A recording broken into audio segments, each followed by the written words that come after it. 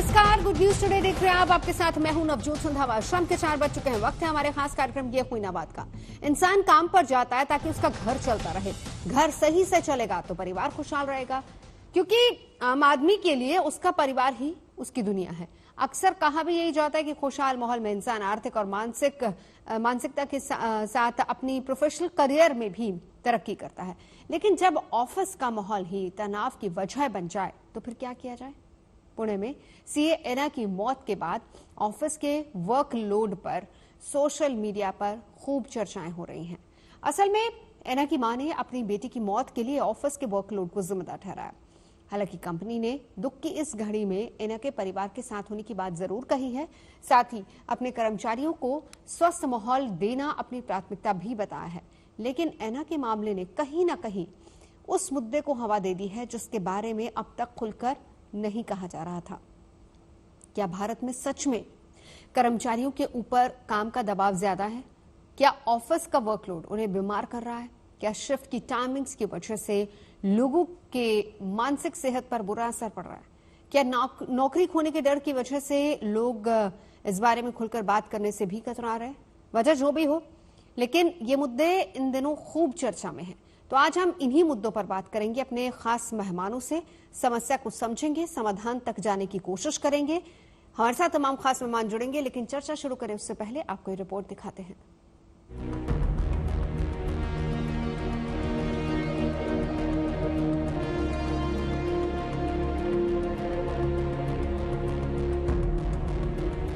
जिस तरह से एना सेबेस्टियन इस दुनिया से गई, उसने सबको सोचने पर मजबूर कर दिया है। इसी साल मार्च में एना को उनके सपनों की नौकरी मिली थी।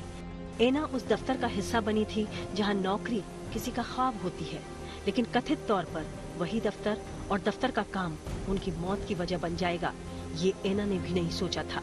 कहा जा रहा है कि एना से उनके दफ्तर में इतना काम लिया गया कि वो तनाव में आ गई, उनका खाना पीना छूट गया और अंत में उनकी जान चली गई। एना की मां ने अपनी बेटी की मौत पर जो खत लिखा है वो खुद में एना की दुश्वारियों की इमोशनल कहानी है।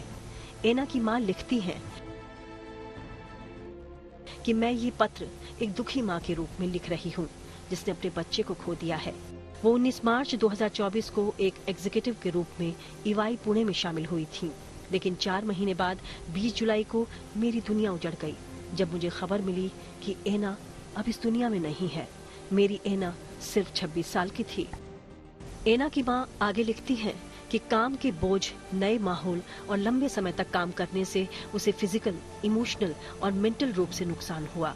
कंपनी से जुड़ने के तुरंत बाद वो चिंता, अनिद्रा और तनाव का अनुभव करने लगी, लेकिन वो खुद को आगे बढ़ाती रही, ये मानते हुए कि कड़ी मेहनत से एक दिन उसे सफलता मिलेगी।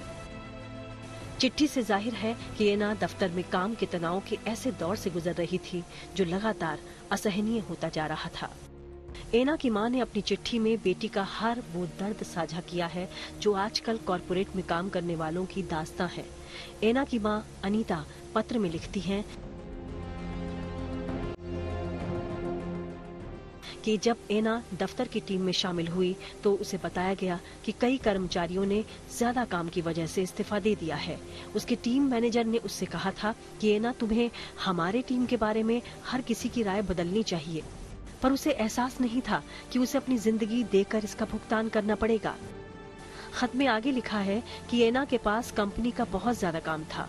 अक्सर उसे आराम करने के लिए बहुत कम समय मिल पाता था। उसका मैनेजर अधिकतर मीटिंग को रीशेड्यूल करता था और दिन के आखिर में काम असाइन करता था, जिससे उसको देर रात तक काम करना पड़ा था और तनाव बढ़ जाता था।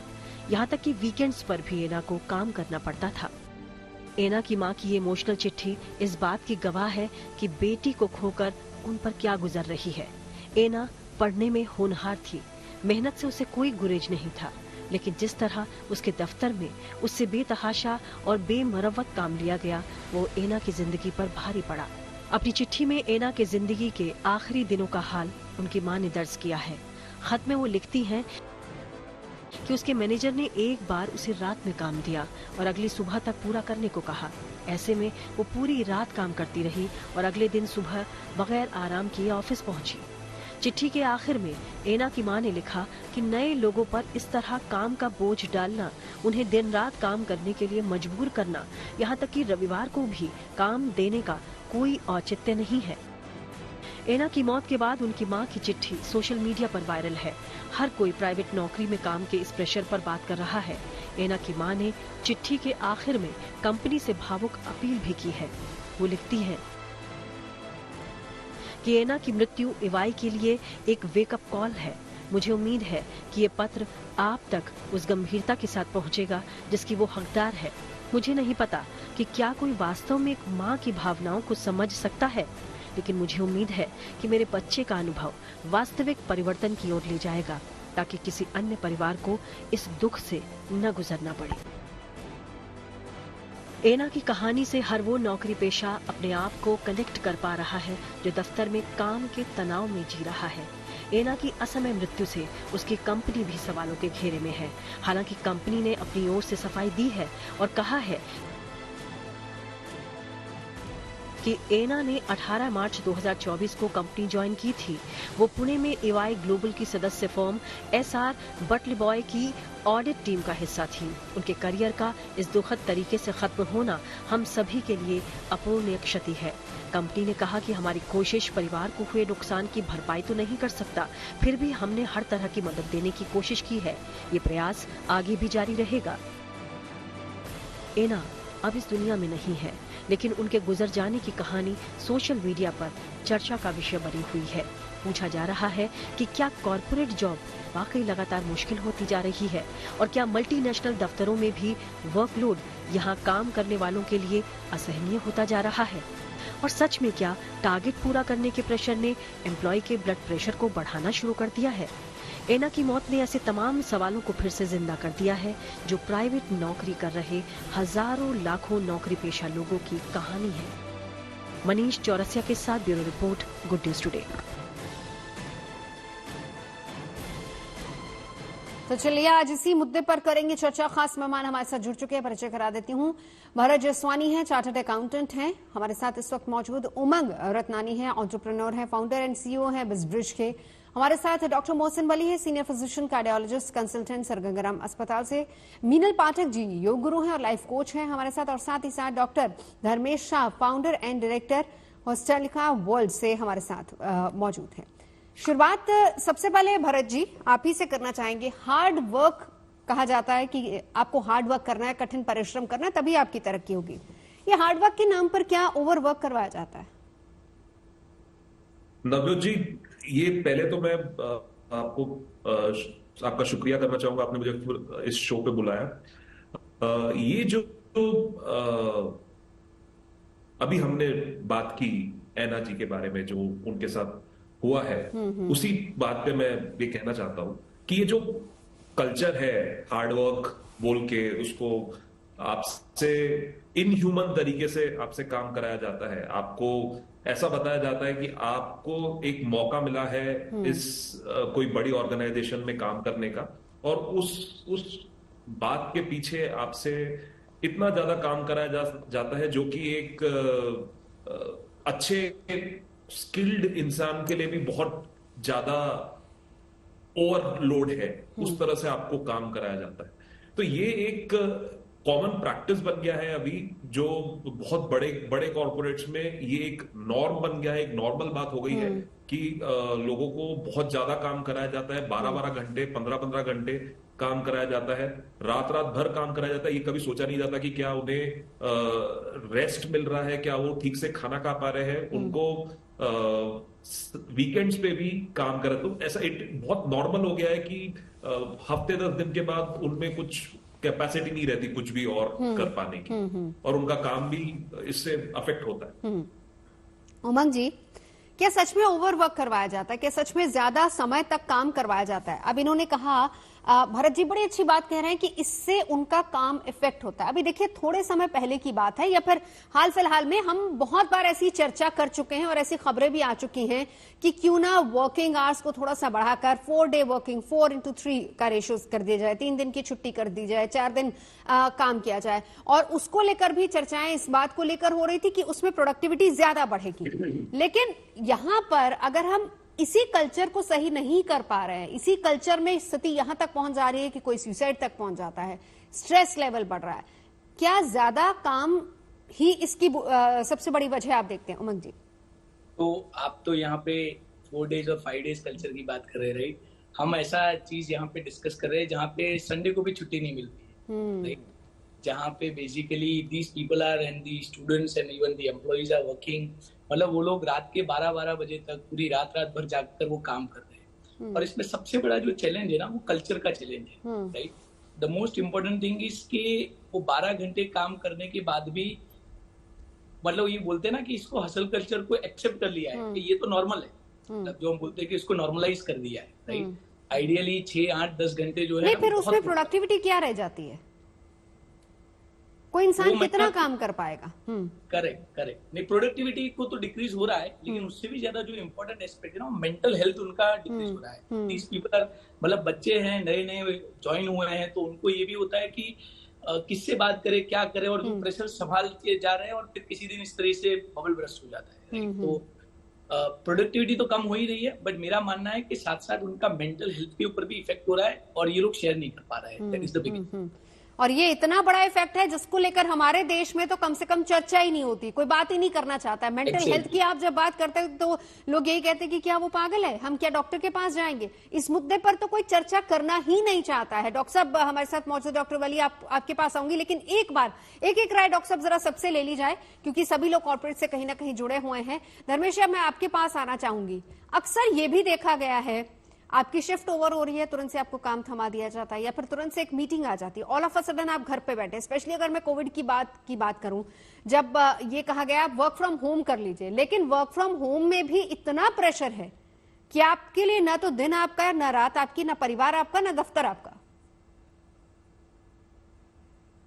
Sure. तो बेसिकली ये I am into corporate wellness and we deal with happiness zone a lot, जहां पे it's a very mix match और other mixing of both the things. Workload ज्यादा है, कॉम्पिटिटिव वर्क बहुत ज्यादा है, but at the same time we have been seeing into corporates there is lot of openness happening in the corporate wellness programs, lot of incorporation of this type of things are happening. So things are drastically changing, but अभी भी कुछ जगह पे excessive workload है, where we are into wellness and where we have been constantly saying one thing is that it's all about balance. So कहीं ना कहीं workload ज्यादा है, aspirations अगर ज्यादा है, if you are aspiring for more better world, more material comforts, then in other part of the time you need to balance that. But kahin na kahin, because it is not getting balanced, the relationship is not balanced, the life is not balanced, the health is not balanced, ultimately it gets piled up. Sir, ये थोड़ा सा समझाएंगे क्या है ये corporate wellness, क्या है, क्या करते हैं आप लोग? थोड़ा सा समझाइए sir. So ultimately it boils down to productivity. Right? Now for productivity, many factors are important. So considering corporate value systems and the environment, what are the necessary vitamins which are important? Let's say some companies may demand more of physical strength, but most of the companies nowadays demand more of mental strengths. ठीक है sir, थोड़ा सा हिंदी में बात करेंगे क्योंकि channel हमारा हिंदी है। I am okay with Hindi English both, but थोड़ा सा हिंदी में भी, क्योंकि हमारे दर्शक उसको अच्छे से समझ पाएंगे। जी तो काफी सारे ऐसे प्रोग्राम्स जो एक व्यक्ति का पर्सनल प्रोडक्टिविटी, जहां पे mental flexibility, I am also a child psychiatrist and I have been dealing with lot of students and patients and parents. नहीं सर, ये बात तो हम कर रहे हैं, मेरे को प्रैक्टिकली टू द पॉइंट ये बताइए कि क्या काम करते हैं आप? So I am a wellness coach. जी, नहीं तो किस तरीके से एम्प्लॉइज की वेलनेस को ध्यान में रखा जाता है? बैलेंस, वर्क भी बैलेंस हो जाए, उनका मेंटल हेल्थ भी बैलेंस हो। एनवायरमेंटल करेक्शंस, दूसरे होते हैं ऐसे टाइप के ट्रेनिंग्स जो व्यक्ति की पर्सनल प्रोडक्टिविटी को बढ़ाया जाए। ठीक है। Third, ultimately is balancing about their mental challenges. तो ये सारे जो प्रोग्राम है, अल्टीमेटली ये कोई भी इवेंट को अगर अपन देखें, फिर वो एट्रिशन रेट हो या मेंटल हेल्थ हो, कहीं ना कहीं मेंटल फ्लेक्सिबिलिटी नहीं है। ठीक है, और उसी पर आप ज्यादा फोकस करते हैं। मीना जी, आप भी शायद यही काम करना आवश्यक बन जाता है, so that it can be balanced. बिल्कुल, लेकिन मेरा यही से सवाल आपके पास आऊंगी, मेरे ख्याल से आप इसका जवाब देना भी चाहेंगी, लेकिन एक चीज और कि जब आप किसी भी कॉर्पोरेट दफ्तर में, या फिर आप कह रही हैं कि आपके टाइप से बहुत सारे कॉर्पोरेट्स के साथ, आप उनको जाके बताते कि क्यों उनकी मेंटल हेल्थ आपके एम्प्लॉय की जरूरी है। 50 में से कितने एम्प्लॉयज हैं जो आपके पास उस प्रोग्राम में खुद को एनरोल करते हैं, जिनके पास वक्त है उस प्रोग्राम में एनरोल करने के लिए?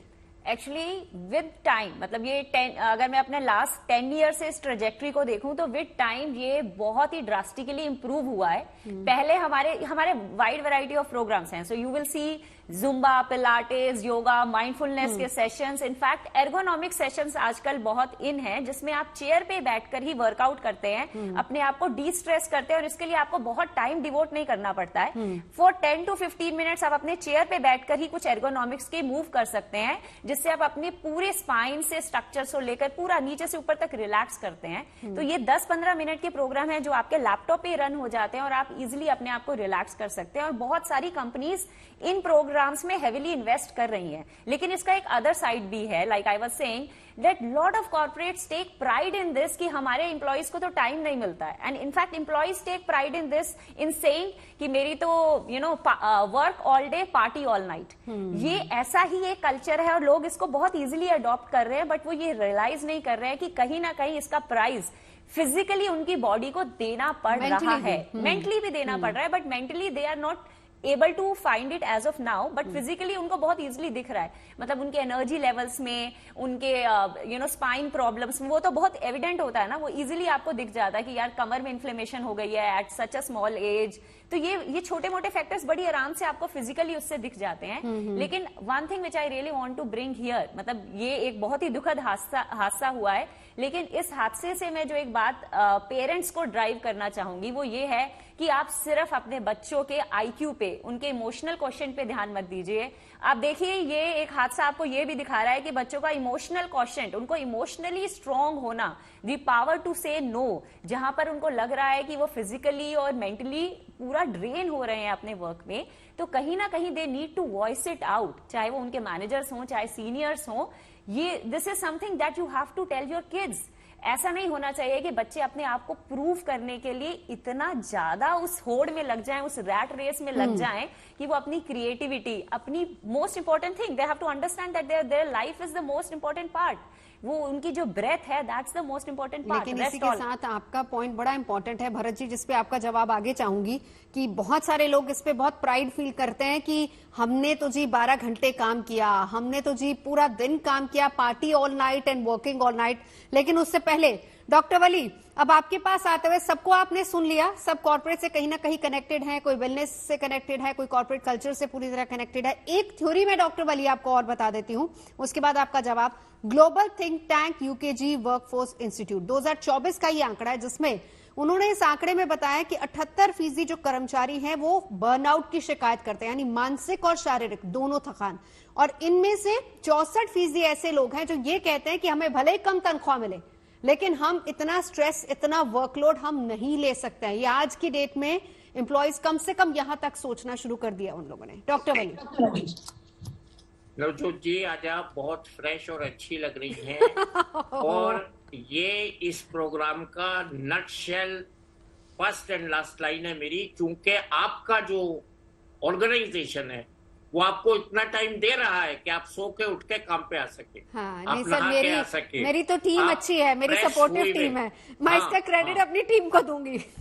हाँ, अब क्या हो रहा है, इस मैनेजर को जिसके अंडर में लड़की काम कर रही थी, सबसे पहले सैक करना चाहिए, पनिश करना चाहिए, और मैं तो कहता हूं इस मौत की सजा उस मैनेजर को मिलनी चाहिए, क्योंकि उसकी सारी कहानी जो पढ़ी है मैंने, जो रिकॉर्डेड है उस पे स्टेटमेंट पे जो आपने मुझे भेजा है, उसमें ये बार बार लिखा है कि कई सारी बच्चे छोड़ के भाग गए नौकरी इस मैनेजर के अंडर में, और दे क्विट द जॉब। और इससे भी एक पार्टी में कहा गया कि तुम भी जल्दी छोड़ दोगी, क्योंकि उस मैनेजर की ये रेपुटेशन है कि वो क्रिकेट के मैच के समय मैच देखता था और उसके बाद काम बताता था बच्चों को। और ये लड़की टॉपर थी, हार्डेस्ट वर्किंग बच्चे टॉपर जो होते हैं स्कूल से लेके और अपनी फाइनल ग्रेजुएशन तक, जो टॉपर बच्चे होते हैं वो कभी काम से बचते नहीं है, कभी ये नहीं कहते कि हमें ज्यादा काम दिया जा रहा है, करते जाते हैं, करते जाते हैं, करते जाते हैं। ये हद से गुजर जाने का वाकया है, ये खून चूसने का वाकया है। इस कंपनी के मैनेजर को, लेबर मिनिस्ट्री को आप ये क्लिप भेज दीजिए मेरा। सजाए मौत का प्रावधान है इसमें। नहीं सर, इसकी शिकायत ऑलरेडी लेबर मिनिस्ट्री में हो चुकी है। नहीं, बहुत जरूरी है। ये आपे से बाहर हो रहे हैं, ये भी जूनियर होते हैं इनसे 1-2 साल सीनियर, और ये फायर करते हैं। The word use in this industry is fire. You fire the junior and they call the juniors at odd hours. They don't let them sleep, they give them work beyond the office hours. इसका overtime कोई नहीं मिलता इन बच्चों को। ये extra जो काम करते हैं नवजोत जी, इनका हम बचपन में जो सुनते थे ना, खून चूसना, ये खून चूस रहे हैं कॉर्पोरेट्स बच्चों का। ये मासूम बच्चों को ब्लैकमेल कर रहे हैं। वो घर से 1.5 घंटा ड्राइव करके इन ऑफिसेज में जाते हैं, जो गुड़गांव और नोएडा में और ग्रेटर नोएडा में इन कंपनियों ने खोल रखे हैं। एक बच्चा अगर दिल्ली शहर से जाता है, उसको 1.5 घंटा लगता है गुड़गांव पहुंचने में। मेरे पास एक कपल आया था, वो दोनों अलग अलग नौकरी करते थे। They were spending 1.5 hours up and down, total 3 hours in driving. तो ये स्ट्रेस कम नहीं है, ये स्ट्रेस बहुत ज्यादा है। डॉक्टर वली, एक चीज और समझाइए। देखिए, आपका एक बहुत लंबा करियर रहा है, और आप मुझे कॉम्प्लीमेंट कर रहे थे, मैं तो सबके सामने आपको कॉम्प्लीमेंट करूंगी कि आप इतने फ्रेश लगते हैं कि आज की डेट में आप तमाम युवाओं को मोटिवेट कर सकते हैं और कर भी रहे हैं। डॉक्टर वली, ये बताइए कि जब हम ओवर वर्क करते हैं, जैसे कि बर्नआउट का जिक्र हमने किया, 78% लोग ऐसे हैं जो बर्नआउट की शिकायत करते हैं, मानसिक और शारीरिक दोनों रूप से वो टायर्ड हैं। 2 चीजें डॉक्टर साहब, पहली बात तो प्रोडक्टिविटी पर कितना असर पड़ता है, हम जितना दफ्तर में काम कर रहे हैं क्या हम अपना उतना आउटपुट दे पा रहे हैं या नहीं। और दूसरी बात सर, बड़ी बात यह है कि एक औसतन जो उम्र होती है काम करने की, जिसमें हमारे देश की अगर हम बात करें कि 60 साल में इंसान रिटायर होता है, क्या इंसान खुद को वहां तक खींच भी पाएगा या नहीं? स्ट्रेस बहुत ज्यादा है बच्चों पे। मैं बच्चों की इसलिए बार बार शब्द यूज कर रहा हूँ। ये हमारा जो कल का भारत है, इस पे देख रहे हैं ना आप, अभी दिखा रहे हैं सेट में, बच्ची स्ट्रेस में बैठी हुई है। मेरा भी एक एम्प्लॉय था, उसको स्ट्रेस होती थी, मैं उसको छुट्टी देता था, उसको आइसक्रीम खिलवाता था। उसको कल भी मेरी जो सेक्रेटरी है वो भीग गई थी, मैंने उसको जल्दी घर भेजा और उससे कहा तुम बीमार हो जाओगी, जल्दी घर जाओ, दवा खाओ, तुम भीग गई हो। तो वेलफेयर जो है ये हमारा सबसे पहला, कर्मचारियों की वेलफेयर सबसे पहला फर्ज है। रिचर्ड ब्रैनसन का मैंने माधवराव सिंधिया लेक्चर का 1 घंटे का सुना था, उसमें उसने कमाल की बात कही थी कि अपने पैसेंजर्स को गिफ्ट देके प्लीज नहीं करता हूं वर्जिन अटलांटिक के, मैं अपने स्टाफ की केयर करता हूं, क्योंकि मेरा बिजनेस मेरे स्टाफ की वेलफेयर से जुड़ा है। अगर मैं अपने स्टाफ का ख्याल नहीं रखूंगा तो मेरी वर्जिन अटलांटिक ग्राउंड हो जाएगी। बड़ी बात उसने कही थी 1 घंटे के लेक्चर में, मैंने आज तक याद है, करीब इसको 20 साल हो गए या 12 साल हो गए, मुझे नहीं याद। तो आपको जो आपका सवाल है उसका ये है कि हमारे बच्चों पे गैर मामूली प्रेशर है, ड्राइविंग का प्रेशर, ऑफिस जाने का प्रेशर, ट्रैफिक से निमट के ऑफिस पहुंचने का प्रेशर, छुट्टी न मिलने का प्रेशर, अधिक काम करने का प्रेशर, बॉस के डर का प्रेशर, जो उनका इमीडिएट बॉस है जो उन्हीं जैसा है but he senior by 1 or 2 years, वो उनको डिक्टेशन देता है, इमला बोलता है, डांटता है। बच्चे प्यार से पल के बड़े होते हैं हमारे। हाँ। वो कंपनियों में जाके डांट खाने के लिए नहीं जाते। बिल्कुल बिल्कुल। और उनको प्यार जब नहीं मिलेगा, आप प्यार से मुझसे 4 गुना काम करवा सकते हैं, लेकिन डांट के नहीं करवा सकते। आप प्रेशर बना के काम करवाते हैं लोग, इसीलिए ये वर्ड आया work pressure. Work is an enjoyment for me, as you were telling, I enjoy my work because the patient gets well after my work. So why this work pressure word has originated. This is a secret in its hidden secret that children are working under pressure. बिल्कुल। और वो pressure इतना होता है अपने माँ बाप को भी नहीं जाके बताते। नहीं, वो बता ही नहीं सकते ना, वो क्योंकि देखिए उस उम्र में आ जाते हैं कि उनको लगता है कि नहीं अब हम जिम्मेदारियां उठा सकते हैं, हम कैसे माँ बाप को बताएंगे। बिल्कुल। एक बार भरत जी देखिए, एक जो है, अगर हम इंटरनेशनल लेबर ऑर्गेनाइजेशन की बात करें तो उसमें भारत दुनिया के टॉप ऐसे देशों में जहां पर वर्क वीक सबसे लंबा होता है। 48 घंटे भारत में, 37 घंटे अमेरिका में, 36 घंटे यूके में, 48 घंटे जो लेबर लॉ है वो 48 घंटे हमारे यहाँ है। लेकिन अभी हाल फिलहाल में नारायण मूर्ति ने जो बात कही थी, उन्होंने कहा था कि इस तरीके से बच्चों को ट्रेंड करना चाहिए कि 70 घंटे इन अ वीक वो काम कर सके। ये बहुत ज्यादा नहीं, ऑलरेडी 48 आवर्स बहुत ज्यादा। इस पर एक कमेंट मैं आपका चाहूंगी। मैं कुछ चीजों के ऊपर कमेंट करना चाहूंगा। ये पहले मैं इससे शुरू करता हूं सबसे पहली बात तो ये है कि ऐसी बातें कहना बहुत आसान होता है, ऐसे कह देना कि हम चाहते हैं कि हमारा जो वर्कफोर्स है वो 70-70 घंटे काम कर रहे हैं, और वो हम इंडिया को एक मिसाल बनाना चाहते हैं पूरे वर्ल्ड के लिए कि हमारे यहाँ के जो लोग हैं वो बहुत ज्यादा हार्ड वर्किंग है। ये पहली बात तो ये मिसाल ही गलत है, ये इमेज ही गलत है कि हम लोगों को एक वही काम करने के लिए हमको 70 घंटे काम करना पड़ेगा, जो शायद दूसरी कंट्रीज में अगर 45 और 30 नहीं, उसका कारण ये दिया जाता है ना कि हम डेवलपिंग कंट्री हैं, हमको डेवलप्ड कंट्री तक पहुंचना है, उसका एक रीजन ये भी दिया जाता है। लेकिन डेवलपिंग कंट्री जब डेवलप्ड कंट्री बनेगी, आपका यूथ ही उतनी उम्र तक काम नहीं कर पाएगा, तो आप क्या करेंगे? प्रोडक्टिविटी जीरो हो जाएगी। प्रोडक्टिविटी तो मैम बहुत ज्यादा अफेक्ट करती है, क्योंकि मैंने जैसे अभी बिग 4 की बात हो रही थी, तो बिग 4 के वर्क कल्चर को मैंने देखा है। जब मैंने वहां पर एक मुझे जॉब मिला था, एक वन ऑफ द बिग 4 में, मैं नाम नहीं लूंगा यहाँ पे, तो उन्होंने पहले दिन ही मुझे एक असाइनमेंट दिया था, और उन्होंने मुझे ये इंस्ट्रक्शन दिया था कि आपको एक दूसरी रिमोट लोकेशन पे जाना है, वहां पर आपका दिन शुरू होगा सुबह के 8:30 बजे, कोई आउट टाइम नहीं रहता वहां पर, आपको बोलना नहीं है कभी कि मैं थक गया हूं, या मुझे अब मेरा 8 घंटे हो चुके हैं दिन के, तो क्या मैं रेस्ट कर सकता हूं।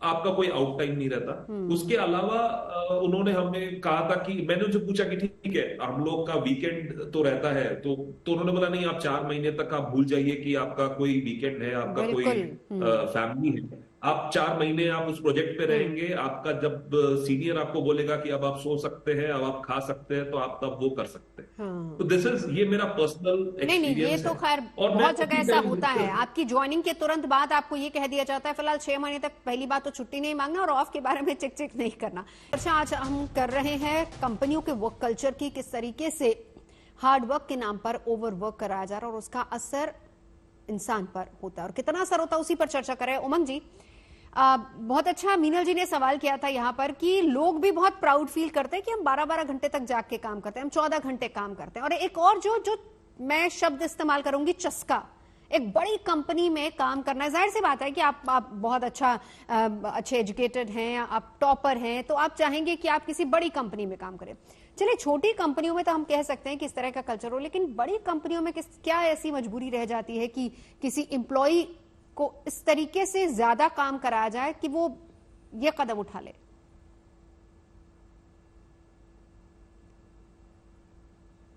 ऑडियो म्यूट है सर आपका, उमंग जी, ऑडियो म्यूट है आपका।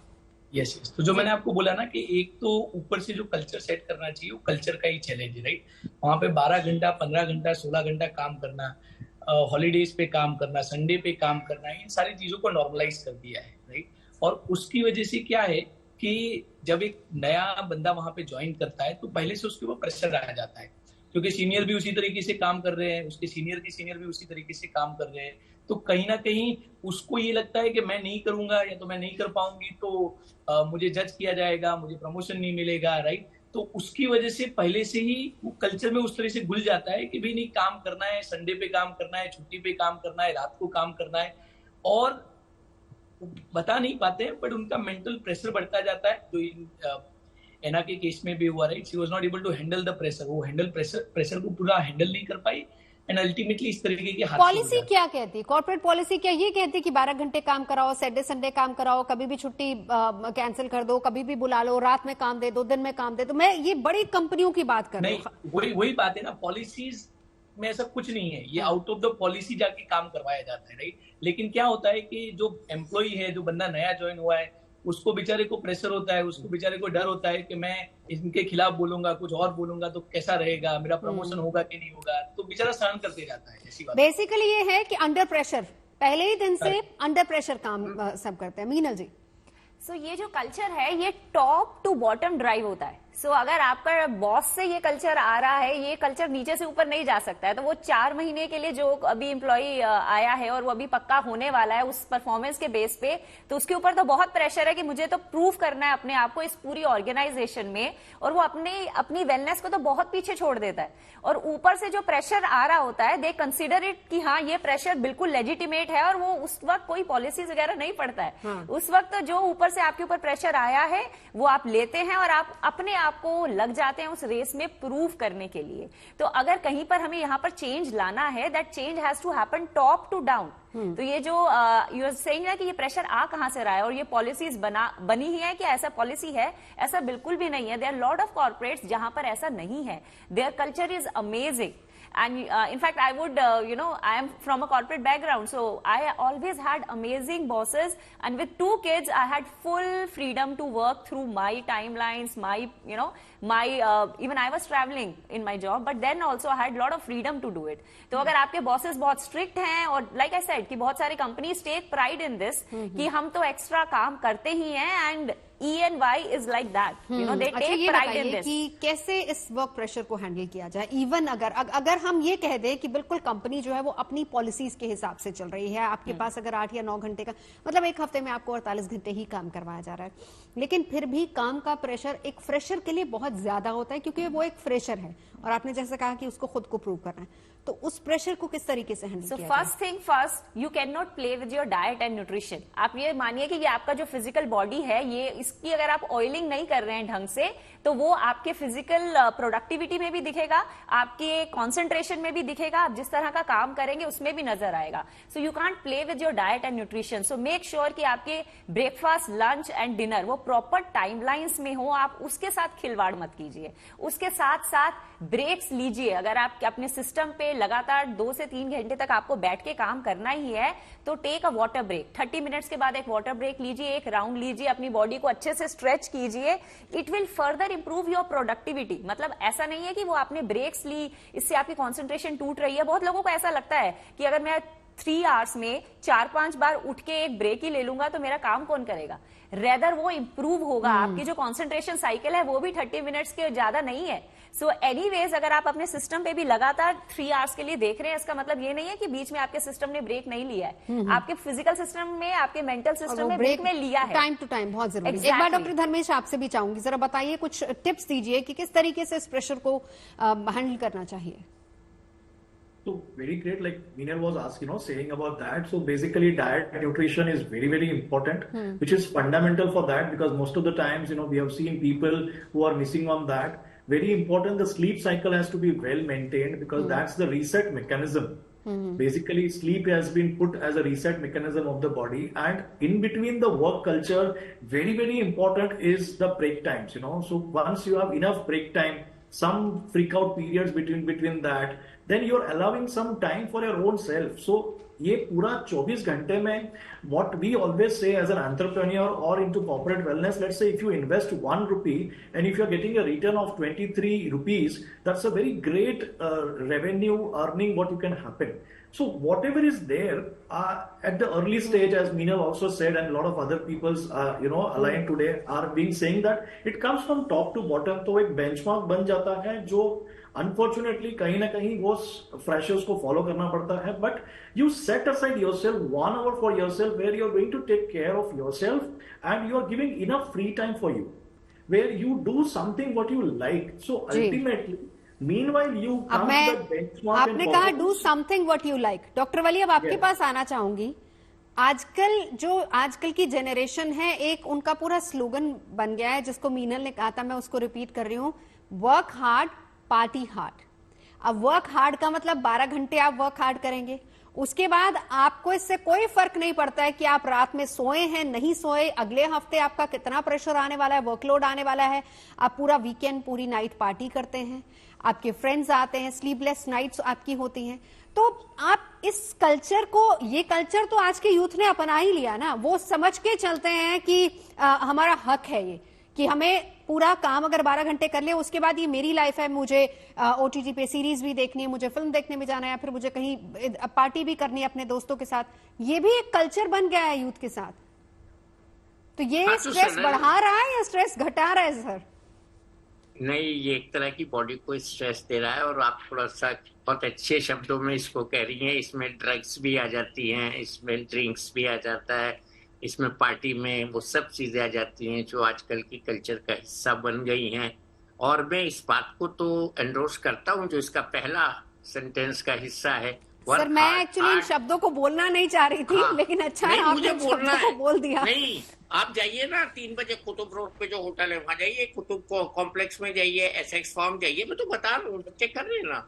मेरे पास हर हफ्ते 1-2 बच्चे ऐसे डिप्रेशन में आते हैं, उसका अंत जो होता है वो डिप्रेशन होता है। वो ऐसे डिप्रेशन में आते हैं कि सब कुछ अपना त्याग चुके होते हैं, उनकी बॉडी जवाब दे चुकी होती है। चलिए, ये अच्छा मैसेज जाएगा आपके प्रोग्राम के जरिए। अगर आपको पार्टी हार्ड करना है और वर्क हार्ड करना है तो उसके लिए संयम में रह के करना पड़ेगा, और जहां लाइन क्रॉस होगी वहां गड़बड़ होगी। आपको बियॉन्ड मिडनाइट पार्टी नहीं करनी है। आपको तैयार होके 1 बजे अशोका होटल के डिस्कोथो में दिखाई देती है मुझे यंग बच्चे, वहां नहीं जाना है। आप पार्टी कर लीजिए, घर में कर लीजिए, डांस तो करना होता है उसमें, डांस करिए, खूब एक्सरसाइज, सबसे अच्छी एक्सरसाइज है डांस मीनाल जी, बहुत अच्छी एक्सरसाइज है। बट उसमें जब आमेजिश हो जाती है ड्रिंक्स की और ड्रग्स की, वो सुसाइडल है। ये बच्ची को कार्डियक अरेस्ट हुआ है, माफ कीजिएगा। हाँ। इस बच्ची को कार्डियक अरेस्ट हुआ है। ये बच्ची बहुत हार्ड वर्किंग थी, इसको ये स्ट्रेस हुआ, फिर डिप्रेशन में गई, फिर इसको कार्डियक अरेस्ट हुआ। ये आप एक प्रोग्राम और करिएगा इस बच्ची पे जब पोस्टमार्टम रिपोर्ट आ जाएगी, और शायद हम इसके बारे में डिस्कस करना चाहेंगे कि हुआ क्या है। अरे भाई, ये बच्ची 26 साल की यंग हेल्दी बच्ची आप दिखा रही हैं। I have not met her but I can say she is a healthy girl looking at her उसकी मदर की चिट्ठी में भी डॉक्टर साहब यही चीजें सारी आ रही है, हेल्दी बच्चा है। मदर ने तो इमोशनल में लिखी है, मैं तो देख के नॉट बायस्ड ओपिनियन दे रहा हूँ। वही है डॉक्टर साहब, मेंटल स्ट्रेस दीक्षांत साहब है ना, इनके कोई बॉस, इमीडिएट बॉस, जरा दीक्षांत साहब का इंटरव्यू करिएगा जाके कि ये इन्होंने कितना काम करवाया इस बच्ची से कि उसको मौत आ गई। गलत है, मैं गलत शब्द बोल रहा हूं, लेकिन ये सच्चाई है। बिल्कुल आप ही की फील्ड की ये बच्ची थी भरत जी, कितना काम होता है एक सीए चार्टर्ड अकाउंटेंट, उसी फील्ड की ये बच्ची थी, कितना काम होता है ऑन एंड ऑफ? मैम, ये जैसा मैंने जो मुझे सुना भी है, मैंने ये ऑडिट डिपार्टमेंट में थी। तो ऑडिट एक डिपार्टमेंट है, स्टैट्यूटरी ऑडिट, जो कि जिसमें सबसे ज्यादा काम रहता है। ऑडिट डिपार्टमेंट में नॉर्मली 12 घंटे काम करना और वीकेंड छुट्टी ना होना, ये एक बहुत नॉर्मल बात है। तो काम तो बहुत ज्यादा रहता है। फिर भी जो थोड़े कंसल्टिंग के डिपार्टमेंट्स है, जैसे मर्जर्स है या ट्रांसफर प्राइसिंग है या दूसरा टैक्सेशन है, उसमें थोड़ा कम काम रहता है। ऑडिट में कोई काम का लिमिट नहीं रहता है, उसमें उनको बहुत ज्यादा मेहनत करने वाले लोग ही चाहिए रहते हैं, और उनको उसमें जो रेवेन्यू मिलता है वो कंसल्टिंग से कम मिलता है, उसमें पैसा कम मिलता है, इसलिए वो इनसे कम पैसे पे करके इनसे बहुत ज्यादा काम करवाते हैं। तो ये एक प्रॉब्लम है। और मैं एक फाइनल अपने कमेंट्स भी देना चाहता था मैम। मैं ये कहना चाहता था कि हम लोग अभी जो डिस्कशन कर रहे हैं वो हम लोग पूरा एक प्रॉब्लम को सॉल्व करने की कोशिश कर रहे हैं। वो प्रॉब्लम ये है कि ये स्ट्रेस के साथ कैसे डील किया जाए। मेरा ये कहना है कि ये स्ट्रेस जो इन चार्टर्ड अकाउंटेंट्स या दूसरे एम्प्लॉइज पे ये आ रहा है, उस स्ट्रेस का कोर हम लोग अभी फिलहाल उसके बारे में हम लोग इतना नहीं सोच पा रहे हैं। प्रॉब्लम ये है कि हमारे यहाँ पे जो लॉज है, जो लेबर लॉज है, वो उतने स्ट्रांग नहीं है, इस वजह से ये एम्प्लॉइज इन पे इतना प्रेशर डाल पाते हैं। और दूसरा, ये जो डिमांड और सप्लाई का प्रॉब्लम है कि इतना ज्यादा, इतने सारे लोग चार्टर्ड अकाउंटेंट्स बन रहे हैं, इतने सारे एम्प्लॉइज अवेलेबल है, उतना ज्यादा डिमांड नहीं है। इस बात को बताकर ये एम्प्लॉइज इनसे, एम्प्लॉयर्स इनसे बहुत सारा काम करवाते हैं। तो ये जो कोर है इस प्रॉब्लम का, हमको उसको भी सॉल्व करना बहुत जरूरी है, तब जाके हम इसको पूरी तरीके से डील कर पाएंगे। क्या उमंग जी ये हमारे देश में हो पाएगा? अच्छी बात कही यहाँ भरत जी ने। क्या हम लोग ये हमारे मुल्क में ऐसा हो सकता है? क्योंकि देखिए, अगर हम डेवलप्ड कंट्री की बात करें, जिसमें चाहे वो अमेरिका हो, कनाडा हो, ऑस्ट्रेलिया हो, तमाम ऐसे even European countries, developed countries की जब हम बात करते हैं, वहां पर तो आपका काम खत्म, मोबाइल बंद, आपको कोई कॉल नहीं कर सकता। और इनफैक्ट अगर आपको कोई कॉल करे और आप अगर फोन पिक नहीं करते हैं तो कोई प्रेशर आप पे नहीं है। ये एक तरीके से सिर्फ जितनी देर का काम है, जैसे फर्ज कीजिए 36 घंटे आपने पूरे करने, आपने पूरे कर दिए और उसके बाद आप बिल्कुल फ्री, आप अपनी लाइफ एंजॉय कर सकते हैं। क्या ये भारत में हम सोच सकते हैं कि ऐसा मुमकिन हो पाएगा? अभी नजदीक के फ्यूचर में तो नहीं लग रहा है, राइट? बट इस डायरेक्शन में बहुत सारा काम करने की जरूरत है, जो भरत जी ने भी बताया और जो आप भी बोल रहे हैं कि एक तो ऊपर के लेवल से, लेबर लॉ के लेवल से, गवर्नमेंट के लेवल से इसके ऊपर रूल्स बनाने की जरूरत है, कड़े कायदे बनाने की जरूरत है। और उसके अलावा जो दूसरा मुझे लग रहा है सेकंड जो इम्पोर्टेंट पॉइंट है वो कि एम्प्लॉय लेवल पे भी इसके अवेयरनेस के प्रोग्राम करने की जरूरत है, जहां पे वो लोगों को बता सके कि एक लेवल से अगर ज्यादा वर्क प्रेशर आ रहा है या तो कुछ है तो मना कर सके। मतलब उनको कैसे मना करेंगे सर, कैसे मना करेंगे? आपके ऊपर नौकरी जाने का सबसे बड़ा खतरा रहता है, आप मना करेंगे, लाइन में पीछे 10 लोग लगे हुए। करेक्ट। तो वही है ना कि एक रूल बनाने की जरूरत है और रूल बनाने के बाद अवेयरनेस क्रिएट करने की जरूरत है कि ये रूल्स है और इसके ऊपर अगर आप काम करवा रहे हो तो नहीं करेंगे, या तो मतलब वही कल्चर में लाने की जरूरत है। तो इसीलिए मैं बोल रहा हूँ कि बहुत सारा काम करने की जरूरत है। ये इमीडिएट फ्यूचर में तो बहुत डिफिकल्ट लग रहा है, पर अच्छा है कि इस तरीके की डिस्कशंस हो रहे हैं और इसके ऊपर नहीं, लेकिन वही बात है ना कि जब आप किसी भी प्राइवेट फर्म में कोई भी नौकरी ज्वाइन करते हैं तो एक शब्द होता है no, there is no. Meenal ji, मना किया ही नहीं जा सकता। या तो आप काम कीजिए, नहीं तो आप नौकरी छोड़िए, एक सीधी सी लाइन होती है। एग्जैक्टली। और जिस तरह से हमारे देश की पॉपुलेशन बढ़ रही है, जैसे आपने क्वेश्चन किया, there will always be scarcity of jobs, तो लोग इन जॉब्स को जंप मार के लेते हैं और चाहते हैं कि बनी रहे और अपनी लास्ट ब्रेथ तक अपनी जॉब को देंगे। सो वी ऑलवेज टीच इसलिए कि आप ये जो स्ट्रेस आपकी जॉब में है ना, इसको इंटरनलाइज मत कीजिए, उस स्ट्रेस को अंदर मत लेकर जाइए। वी अग्री कि स्ट्रेस है, उस स्ट्रेस के साथ काम करना सीखिए, उस स्ट्रेस को एज अ चैलेंज लीजिए, उस चैलेंज को अपनी प्रोडक्टिविटी में किस तरह से आप डील कर सकते हैं उस तरह से कीजिए, बिकॉज रास्ता वही है। उसको आप इंटरनलाइज ले लीजिए, आप उसके बारे में सोचिए, उससे अपनी मेंटल हेल्थ को खराब कीजिए। उससे तो बहुत अच्छा है कि आप कुछ ऐसे मीन्स अडॉप्ट कीजिए, ब्रेथ वर्क कीजिए, प्राणायाम कीजिए, तो हमारे देश की चीजें हैं। ब्रेथ वर्क एक इतना बेसिक काम है कि अगर आप किसी चीज से स्ट्रेस हो रहे हैं, स्ट्रेस में आप कैसे काम करते हैं? आप स्ट्रेस होते हैं ना तो आपके शोल्डर्स ऊपर आ जाते हैं, जो लाइन खींच के टाइट कर लेते हैं, यहाँ फ्राउन लाइंस बनाकर इस तरह से काम करते हैं। आपको ये नहीं करना है। अपने शोल्डर्स को रिलैक्स कीजिए, चेस्ट को खोलिए, लंबी गहरी सांस लीजिए। और अगर स्ट्रेस होते हैं ना, आप सांस यहां तक लेते हैं, आपको पता भी नहीं लगता सांस कब आई और कब चली गई। उसको पूरी बेली तक लेकर जाइए, अपनी नाभि तक सांस को खींच के लेकर आइए, लंबी सांस छोड़िए। बॉक्स ब्रीदिंग होती है, with in just 2 to 3 minutes में आप 3-4 राउंड बॉक्स ब्रीदिंग के कीजिए, आप अपने आसपास का पूरा एटमॉस्फेयर चेंज कर लेंगे। So you have to learn कि आप स्ट्रेस से डील कैसे करेंगे। मतलब आप हर कोई अपनी जॉब तो नहीं छोड़ सकता, और you have to prove yourself on that platform. So आप उस जॉब को अपनी सेहत बनाए रखने के साथ साथ कैसे डील कर सकते हैं, आपको वो सीखना है। अपने फिटनेस पे ध्यान दीजिए। अगर आपके पास 15 मिनट हैं तो आप ऐसे वर्कआउट्स कीजिए जो 15 मिनट में हो सकते हैं। हाई इंटेंसिटी इंटरवल ट्रेनिंग कीजिए। रात को डिनर के बाद थोड़ी सी वॉक कर लीजिए अगर आपके पास कभी टाइम नहीं है वर्कआउट करने का। ये छोटे छोटे चेंजेस आपके फिजिकल लाइफ में बहुत ज्यादा इंपॉर्टेंट चेंजेस हो जाएंगे। बेसिकली ये है कि अपने मन से इस डर को निकालना है, और एक कहते हैं कि डर के आगे जीत है, and this is not the end of your life. जिंदगी बहुत लंबी है, जिंदगी को जीना है, जिंदगी को अच्छे तरीके से जीना है, खुशहाल तरीके से जीना है। और सबसे बड़ी बात यह है कि आसपास का माहौल इतना अच्छा कर लिया जाए कि हम एटलीस्ट अपने मन की बात अपने साथियों को, दोस्तों को जरूर बता सके। लेकिन साथ ही साथ ये भी जरूरी है कि वर्क कल्चर को भी बदलने की जरूरत है, सोच को भी बदलने की जरूरत है। बहुत बहुत शुक्रिया तमाम खास मेहमान हमारे साथ जुड़े।